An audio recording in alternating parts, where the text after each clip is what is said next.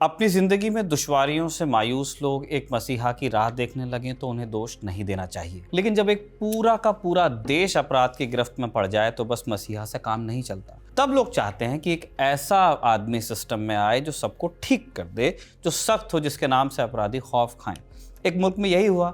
एक ऐसा आदमी सत्ता पर काबिज हुआ जिसने नशे के खिलाफ मुहिम छेड़ी और लोगों ने उसका साथ भी दिया। नाम दे दिया पनिशर, अपराधियों को सजा देने वाला। लेकिन ताकत जो मदहोश न करे वो ताकत ही क्या। अपराध पर नकेल कसने के नाम पर ऐसा कत्लेआम हुआ कि अपराधियों की जगह आम लोगों में ही खौफ पसर गया।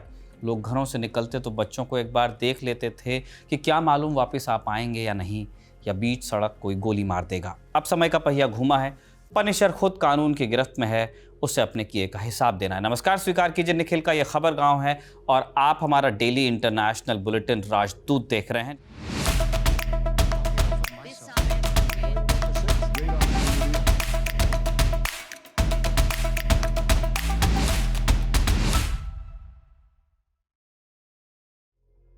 आज बात होगी फिलीपींस की, जिसके पूर्व राष्ट्रपति रोड्रिगो दुतेर्ते को गिरफ्तार कर लिया गया है। इंटरनेशनल क्रिमिनल कोर्ट आईसीसी ने उनके खिलाफ वारंट निकाला था। उन पर वॉर ऑन ड्रग्स के दौरान हजारों नागरिकों के कत्ल का इल्जाम है, जिनमें से कई बेगुनाह थे। इंसान यहाँ सदियों से बसते हैं, लेकिन पश्चिम ने फिलीपींस के द्वीपों को खोजने का दावा कर दिया जब 16वीं सदी में स्पेन के लोग यहाँ पहुंचे और ये एक कॉलोनी बन गया। नाम दिया गया स्पेनिश ईस्ट इंडीज। दूसरी यूरोपियन ताकतों की तरह स्पेन ने भी इन द्वीपों का दोहन किया। स्थानीय लोगों ने बगावत की, जिससे स्पेन कभी पार नहीं पा सका। 1898 में अमेरिका और स्पेन के बीच लड़ाई हो गई और इसी साल विद्रोहियों ने फिलीपींस की आज़ादी का ऐलान भी किया। लेकिन लड़ाई जब खत्म हुई, स्पेन ने ट्रीटी ऑफ पेरिस के तहत ये द्वीप गुआम और प्यूर्टो रिको के साथ साथ अमेरिका को सुपुर्द कर दिए। कौन से? स्पेनिश ईस्ट इंडीज के द्वीप जो फिलीपींस बने आगे चलकर। तो इस तरह फिलिपिनो द्वीप एक उपनिवेशी ताकत से दूसरी उपनिवेशी ताकत के हाथ पड़ गए, तो बगावत और आज़ादी के लिए विद्रोह जारी रहा। फिलिपिनो अमेरिकन वॉर हुआ। अमेरिका को यहाँ सैनिक सरकार बिठानी पड़ी। 1906 में जाकर यहाँ अमेरिका सिविल सरकार बैठा पाया, लेकिन वक्त के साथ उसे एहसास हो ही गया कि उसे कभी न कभी फिलीपींस के द्वीपों को छोड़ना पड़ेगा। तो 1934 में अमेरिकी कांग्रेस ने फिलीपीन इंडिपेंडेंस एक्ट पास किया।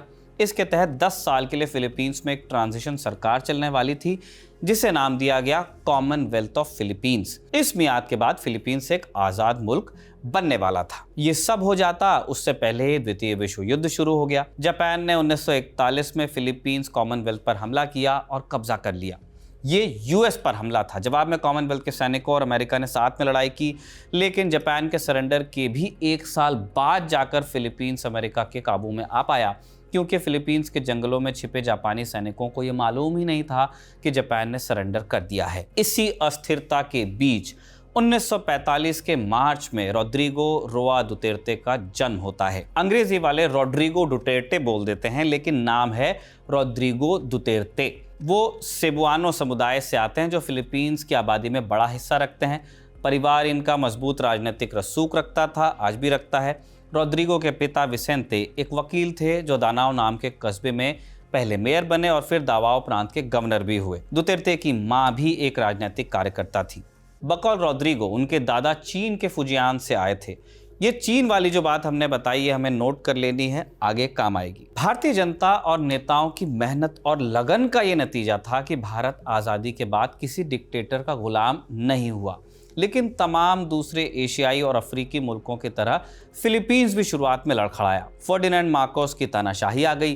अंततः कोराजोन अक्विनो ने पीपल्स पावर नाम की क्रांति का नेतृत्व किया, जिसमें दुतेर्ते के परिवार ने भी हिस्सा लिया। रोड्रिगो की मां ने दवाओं से मार्कोस समर्थकों को बाहर निकालने का आंदोलन लीड किया था। 1986 में जब क्रांति सफल हो गई तो अक्विनो ने रोड्रिगो को दवाओं का वाइस मेयर बना दिया। 1988 में दुतेर्ते पहली बार दवाओं के मेयर का चुनाव जीते और इसके बाद 6 बार और जीते लगातार। दवाओं में एक व्यक्ति के लगातार मेयर रहने पर टर्म लिमिट थी, तो दुतेर्ते बीच में एक बार फिलीपींस के हाउस ऑफ रिप्रेजेंटेटिव यानी वहां की लोकसभा गए और फिर एक बार दवाओं के ही वाइस मेयर भी रह लिए, यानी उन्हें नियमों के इर्द गिर्द काम करना आता था। दवाओं के मेयर रहते ही दुतेर्ते ने कई काम करवाए। इमरजेंसी सर्विस लाए वो मॉडर्न, टीकाकरण अभियान उन्होंने चलाए, लेकिन उन्हें कुशल प्रशासक की जगह पनिशर का नाम मिला। क्यों? क्योंकि दुतेर्ते अपराध को लेकर सख्त थे। उन्होंने कर्फ्यू लगाया, शहर में स्मोकिंग बैन लागू किया और अपराध पर क्रैकडाउन किया। लेकिन उनके आलोचकों ने ध्यान दिलाया कि अपराध कानून के शासन से कम नहीं हुआ था, विजिलेंटे किलिंग्स हो रही थी। माने जो चाहता कानून को अपने हाथ में ले लेता और जिसे अपराधी समझता मार डालता। रिकॉर्ड कहता है कि 1988 के बाद से कम 1400 लोगों का कत्ल हुआ इसी एक शहर में। इनमें से कई ड्रग के पेशे में थे, लेकिन कई ऐसे थे जिन्हें बस नशे की लत थी। वो नशा करते थे, परोसते नहीं थे, बेचते नहीं थे। छोटे मोटे अपराधी मसलन चोर उचक्के भी ड्रग के नाम पर सरेआम कत्ल कर दिए जाते। कितने ही बच्चों को मारा गया। ये ट्रेलर था, आगे की फिल्म पूरे फिलीपींस को देखनी थी। दुतेर्ते भाव भंगिमाओं से भरे अपने आक्रामक भाषणों के चलते लोगों में खूब मशहूर भी हुए। उनके लिए अपराध के खात्मे का मतलब अपराधियों का खात्मा था और ये बात शुरुआत में लोगों को बहुत पसंद आई, जबकि भाषण में ड्रग सरगनाओं को जान से मारने की धमकी और कुछ ऐसी बातें भी होती थी जिनसे सार्वजनिक जीवन में नेता परहेज करते थे। हमने इसलिए कहा क्योंकि आज तो नेताओं का कोई स्टैंडर्ड नहीं है। आप देख ही रहे हैं कि लैंग्वेज कितनी खराब हो गई है। खैर, 2016 में दुतेर्ते ने जब राष्ट्रपति का चुनाव जीत लिया तो वो एक लहर पर सवार होकर आए थे। कहते थे कि मानवाधिकार वगैरह कुछ होता नहीं है। रॉयटर्स के रिपोर्टर को तो उन्होंने एक बार ये तक कह दिया कि हर हफ्ते 5 अपराधियों को मार डालने का प्लान है, ऐसे ये लोग खत्म होंगे। ये सब पागलपन देखकर ट्रंप से उनकी तुलना हुई, लेकिन दुतेर्ते इससे प्रभावित नहीं हुए। वो फिलीपींस को अमेरिका से दूर ले गए। करीब किसके ले गए? अपने दादा के कथित देश चीन के। इसलिए हमने कहा था कि चीन वाली बात को आप याद रखिएगा। 2016 के जून में दुतेर्ते आए और साल खत्म होते होते पुलिस ने 2000 लोगों को मार डाला। सवाल किया गया तो कहते कि अपराधी को पकड़ने गए थे। जब अपराधी ने भागने की कोशिश की और पुलिस पर हमला किया तो आत्मरक्षात्मक कार्रवाई में अपराधी पर गोली चलाई गई और वो मारा गया। आपने नोट किया होगा कि इन सारे कामों की स्क्रिप्ट कभी नहीं बदलती है, सब उधर भी इधर भी एक ही जगह से कॉपी करते हैं। मानवाधिकार कार्यकर्ताओं ने शिकायत की कि अकेले तो पुलिस ये सब नहीं कर रही है, विजिलेंटे ग्रुप्स भी हथियार चला रहे हैं और इन्हें पुलिस से ही संरक्षण मिल रहा है।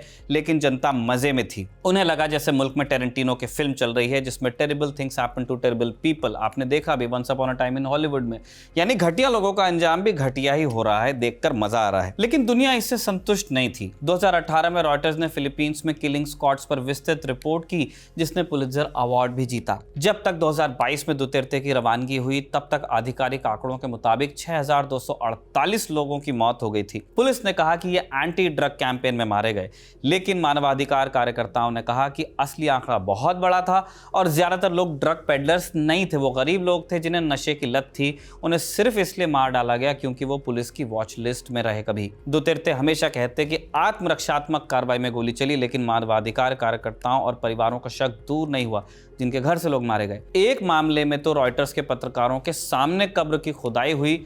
डेथ सर्टिफिकेट पर लिखा था कि निमोनिया से मृत्यु हुई है, लेकिन जब लाश पर से मिट्टी हटी तो खोपड़ी में सुराग था जो गोली से बना था। दुतेर्ते के खिलाफ इंटरनेशनल क्रिमिनल कोर्ट की कार्रवाई 2018 में उनके राष्ट्रपति रहते ही शुरू हो गई, तो अगले साल दुतेर्ते ने फिलीपींस को आईसीसी से अलग कर लिया। 2021 में आईसीसी ने भी अपनी जांच को रोका कि भाई काम हो रहा है, लेकिन 2 साल बाद इसे फिर शुरू किया गया। अब तक दुतेर्ते रवाना हो चुके थे और राष्ट्रपति बन गए थे फर्डिनेंड मार्कोस जूनियर। इन्हीं के पिता के खिलाफ दुतेर्ते के परिवार और खुद दुतेर्ते ने क्रांति में हिस्सा लिया था। ये एक डील के तहत हुआ था सब। रोड्रिगो की बेटी सारा दुतेर्ते उपराष्ट्रपति बनी। दुतेर्ते परिवार ने इस तरह अपने दुश्मन से हाथ मिलाया, लेकिन ये दोस्ती ज्यादा चली नहीं। मार्कोस जूनियर को जान का खतरा महसूस होने लगा। दुतेर्ते का रिकॉर्ड ही ऐसा था, तो 2024 के अंत में अलायंस टूट गया। इसी के बाद मार्कोस ने कह दिया कि वो आईसीसी का सहयोग करेंगे, रोड्रिगो के खिलाफ वारंट का भी पालन कराएंगे। फरवरी 2025 में सारा पर महाभियोग चला। आरोप लगा पैसे के गबन और आय से अधिक संपत्ति का। अब उन पर मामला चलेगा। सारा कह रही है कि उन पर लगे आरोप राजनैतिक हैं। हमें जून में पता चल जाएगा जब मामला कोर्ट में जाएगा। रही बात दुतेर्ते की, तो वो आज भी पूछ रहे हैं कि उन्होंने गलती की तो क्या की। वो कह रहे हैं कि फिलीपींस आईसीसी का सदस्य नहीं है तो गिरफ्तारी कैसे हो सकती है, लेकिन फिलीपींस के मानवाधिकार कार्यकर्ताओं और पत्रकारों के लिए ये किसी बड़ी जीत से कम नहीं है। स्पेशली रॉयटर्स के उन रिपोर्टर्स के लिए जिन्होंने जान की कीमत पर रिपोर्टिंग की है। फिलीपींस के स्थानीय मीडिया ने भी बहुत मेहनत की है इसके लिए। इन सबको उम्मीद की एक किरण नजर आ रही है। अगर ये मामला आगे बढ़ता है तो दुतेर्ते एशिया के पहले राष्ट्र प्रमुख होंगे जिन पर हेग में मुकदमा चलेगा। फिलीपींस का उदाहरण बताता है कि मुल्कों की किस्मत बदलने के लिए प्रशासक चाहिए होते हैं, पनिशर नहीं। फिलीपींस का अध्याय हम यहीं पर रोक रहे हैं। अब कुछ बोनस खबरें आपको दें। पहली खबर पाकिस्तान से है, चिंताजनक है।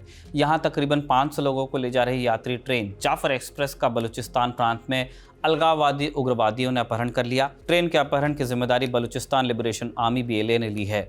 बलूचिस्तान लिबरेशन आर्मी ने अपने एक बयान में कहा कि उसने 182 लोगों को बंधक बनाया है और ट्रेन के बचाव में 11 पाकिस्तानी मारे गए।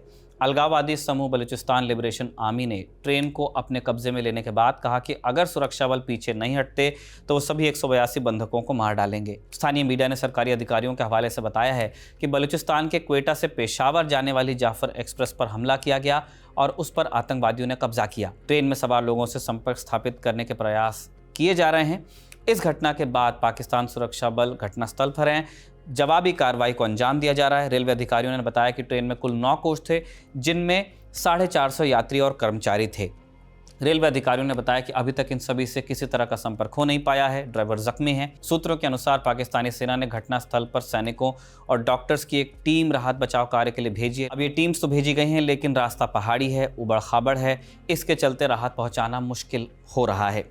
बलोच विद्रोहियों के हमले का एक असत्यापित वीडियो भी सामने आया है। इस वीडियो में विस्फोट और गोलीबारी के बाद ट्रेन की एक बोगी में आग लगती दिखाई दे रही है।